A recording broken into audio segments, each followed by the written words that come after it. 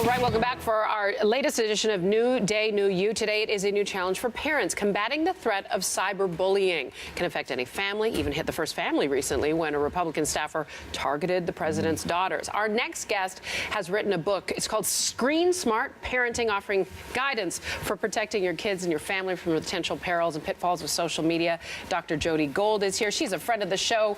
I'm an auntie, not a parent, but I sure know that this is something that we need to be watchful of and be aware of. First off, I think one of the things that I hear from parents a lot is there's technology everywhere. Kids want to play with my phone. At what age do you actually allow them to have a mobile gadget, at least to play with and be exposed to? Well, I think the reality is that your digital identity and digital footprint begins at birth. So kids are being exposed to stuff from a very young age. In terms of when to give your children a phone, that's very personal and it's developmental. But my basic guideline is that when they're ready to use it as a tool and not a toy, then it's probably time to give it to them. I just feel like that's the moment of loss of innocence. And then it's over. It's off to the races. Once you give them their own phone and they could be on social media, and I'm really trying to shield my 9-year-olds at the moment from that, though they're clamoring for it. They want phones. Yes, but that's the point, is that just because they have a phone doesn't mean they need to be on social media. The key to looking at the digital landscape is looking at it developmentally,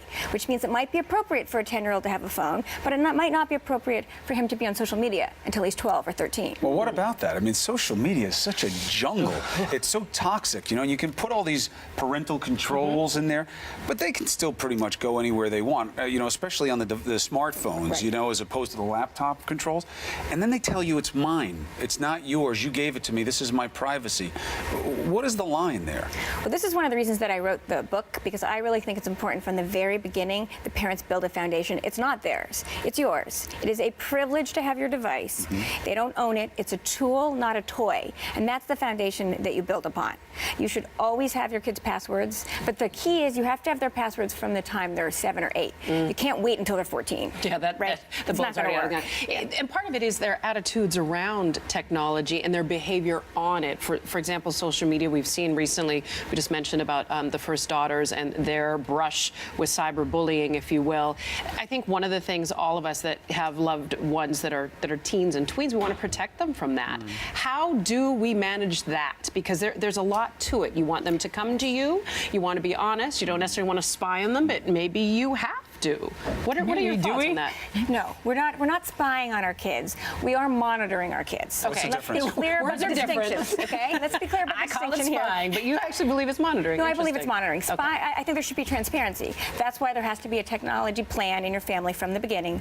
You should be on all social media with your kids, but you can be seen and not heard. No reason to comment, no reason to make a big deal, but you want to help your children cultivate their digital identity. Responsibly, responsibly. You want them to be, you want their identity online to reflect who they are offline. How do you teach them that? What are some good tips for that? Because there's something about social media that exaggerates personality, especially in the negative. So what do you tell them? Well, you tell them, you go on with them. That's why you need to be on, because you need to be able to comment quietly offline to them when they say something that's too sexy or they say something that's too obnoxious or mean. The only way to teach them to be kind online is to be online with them so that you can comment when they're not so kind. And that's the other thing. We have to allow kids to make mistakes. Yeah, which is why we hard. have to stop taking away the phone and teaching them how to use the phone more wisely. We're going to leave you with that little tease because this is a great book. Screen Smart Parenting might be a good stocking stuffer for those you know. All the guys in here have been thumbing through it as well as their parents. Dr. Gold, really a delight. Thank you. These are tough conversations to be having with our kids, but they're really vital. Thanks. Thanks for having me. Thank you. Thank you.